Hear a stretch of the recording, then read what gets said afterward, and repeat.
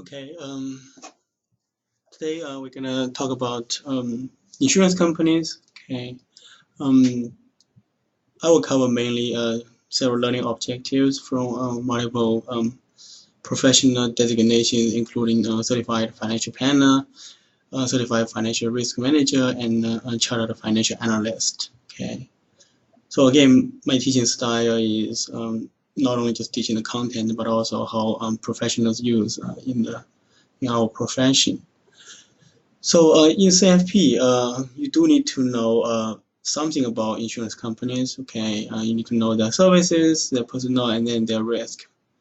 Sometimes, if you could, you can also go to take a look at the company rating from AM Best, and then how the claim process is. In Certified Financial Risk Manager, this is a book from John Hall, by the way. We are talking about this book, Risk Management and Financial Institution. I use it for my risk management class. He's a well-known professor in risk management. And then certified financial risk manager certification uses many of his book chapters. In CFA curriculum, they also CFA learning objective is more specific. You can see ask you to describe key ratios and then other factors to consider when analyzing an insurance company. This is the only learning objective I can find from CFA level 1, 2, 3, and all of them.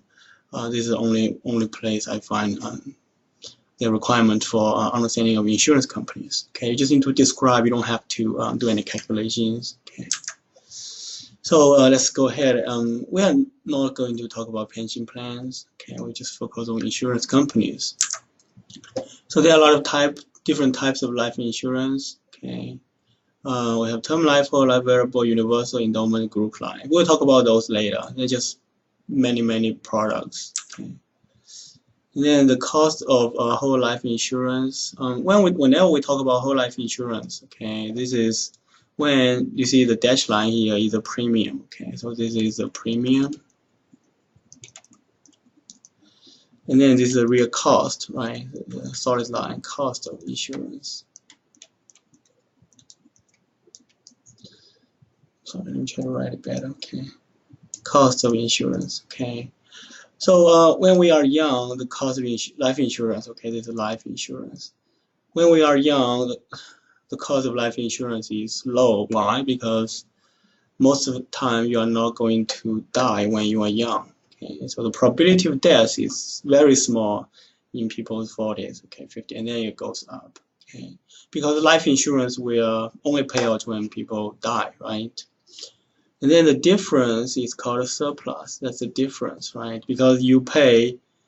So look at age 40, right? You pay $20,000 a year to buy this life insurance. However, the real cost might be just $100 a year. Okay, so that's why you have some surplus. You pay more than what you should, and then those surplus will accumulate. Okay, sometimes they will allow you to invest those surplus, and then you will accumulate, right? And then you will continue to go up. Okay, so that's the whole idea of whole life insurance. Because if you don't pay more, right, like when you are 80, then most people who use whole life insurance, they want to die with it. Okay, they want to bury themselves with this insurance. That's why they have to keep their policy in their late ages. So age 80, like you have to pay $70,000 a year for that insurance. That's too expensive. However, just because you overpay when you are young, and then those money accumulate. You guys heard about compounding of interest, right? That's how it works. You're gonna have more money, and then the savings you have will pay the cost here. That's why, right? We have two areas. This is when you have surplus. This is when you have a negative, right? Deficit, and then those two will cancel each other out. That's the whole idea. Okay. So as I mentioned a while ago, some contracts allow the policyholder to choose how the surplus is invested. Okay, and then there are tax-deferred advantages. Because the money within life insurance is going to be not taxed, okay, unless you surrender it. even when you die, right, it will go to the beneficiary. It's not taxable either. We have another very traditional product from insurance companies called annuity products. Typically, you pay a lump sum to buy a lifetime annuity. Example, right? You pay $1 million now, cash, right? Then you convert it to, let's say, $1,000 monthly until you die, right? Until death. So that's what annuity is, okay? Why people do it? Because some people, they just want to have guarantee, right, until death. You don't have to worry about money. You will have constant cash flow all the time. So that's why they buy it. Some other people don't want to buy it because they don't want to give up the cash. Okay. Let me just erase this part.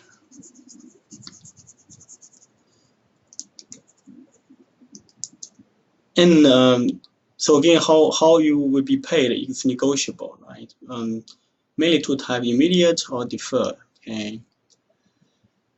You can choose to get paid immediately and then until you die, or you can just say, I can give you $1 million to the insurance company, and then right now I'm age 30, right? And then you can say, let's wait until I'm age 65. When I retire, you have to pay me this amount of money. Okay, so the longer you wait, the higher your monthly income. Accumulation value can depend on a complicated way on the performance of stock indices. So sometimes they allow you to, we have something called a variable annuity, right? Variable. So we have, whenever it's variable annuity, the performance, it will be linked to some stock performance, okay? There might be penalty-free withdrawals. Some people will say, okay, I will just give you $1 million trading for that, but they might regret, okay? So they may surrender the policy. So this is a mortality table I'm showing here. So let's just look at this basically. So when you are age 30, right, your probability of death within a year is this, okay? And then the probability of survival would be this. And then life expectancy left, so you have, on average, you have like 47.82 years left until you die.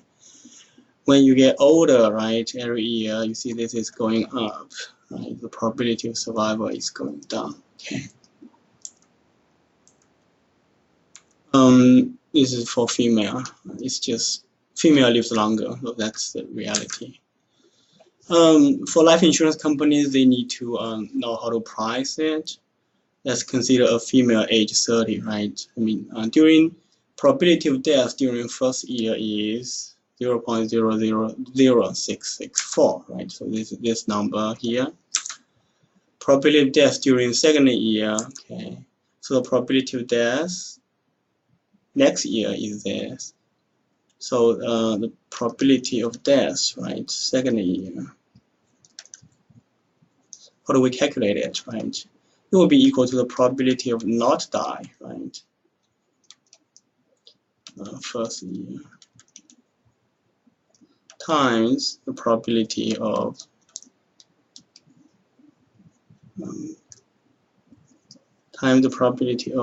die in second year. So this is how you calculate it.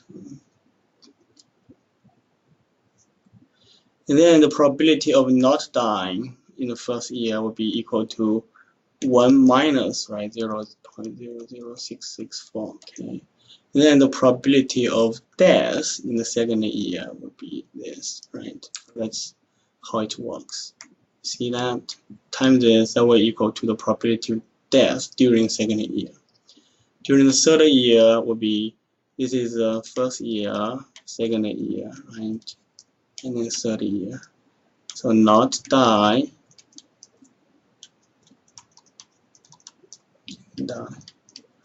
So did you guys get it? This is called a conditional probability. Okay. Probability distribution theory is essential for insurance pricing. Okay. and in risk management too. So I will just erase this, and then there's one really important concept. Okay, theoretically, let me try to figure out how to use this pen. Okay. Theoretically, the minimum premium is such that the present value of inflow equals the present value of outflow. So we have this concept for a long time, right? Whenever you price anything, price stock, we use discount cash flow, use discount dividend. It's the same idea. Okay. So in order for an insurance company to work, right, at least break even, they have to charge you at least the present value of future payout. Okay, so that's what it looks like. We have longevity derivatives. What is longevity? So people will live too long. So basically, living long is a blessing, right? You always want to know why someone can live to above age 100. However, when someone live very long, they need money to support their lifestyle. So it might be an issue for someone. Okay, is that making sense, right? You need to have a lot of money to live long. So, and for some people, that's why they use some longevity derivative to protect against it. Okay. We have causality insurance, basically loss or damage to property, right, from fire, theft, and other things. A lot of times when we have causality, it's liability. Okay. As I mentioned, the only reason why you buy a car insurance is not because you have a nice car, it's because your car can hit someone and then you can get sued. Okay. Because the life of humans are very, very expensive. Okay. In finance, we put a price tag on everything. So what are the biggest risks facing property causality insurance? It's just liability. Okay. We have CAT bond or catastrophic bond or disaster bond. Right? In Japan, they have earthquakes. So what they do is they issue something called an earthquake bond. Right? So if there is an earthquake, they lose money. However, some part of your premium, some part of your money will not be paid because you buy a bond from them, right? So let me see. And then if there's no earthquake, right? So they will offer you a really good rate of return or better rate of return because you assume additional risk. If claims of certain types are above certain level of interest and possibly the principal on the bond are used to meet claims. So essentially you are betting against a natural event. Nobody knows, it's fairly unfair, right? Nobody can predict whether there's an earthquake. And why would someone buy it, right? If you take investments, you should know that correlation with other financial products is important in diversification. So the correlation of a disaster in Japan and then with like the financial market in London would be very small, or even it should be small. I wouldn't say negative, it will be small. Okay, so that's why it has some diversification benefit. And some people just like to have higher premium. They are okay with earthquake risk. So this is important for insurance companies' ratios, right? They have loss ratio. What is the loss ratio? Basically the claims, right? How much money they pay out are the claims. And then expense ratio, those including sales event, right? And also they need to hire people to underwrite it, hire people to answer phone calls. Those two combined together will be their cost, right? Dividends. There is a type of insurance company called a mutual insurance. It's like a partnership, right? A lot of individuals. So sometimes they can pay out dividends, just like paying you stock dividends. And this is the total cost, right? 106%. There's no way, right? There's no way they can spend more money than they take in as premium. So how can they make it even and still making profit? Because think about insurance, you need to pay them insurance premium first, and then the money can be invested, right? So they are going to have some percentage of investment income, then that will leave their operating ratios to be manageable. Okay. Important to know.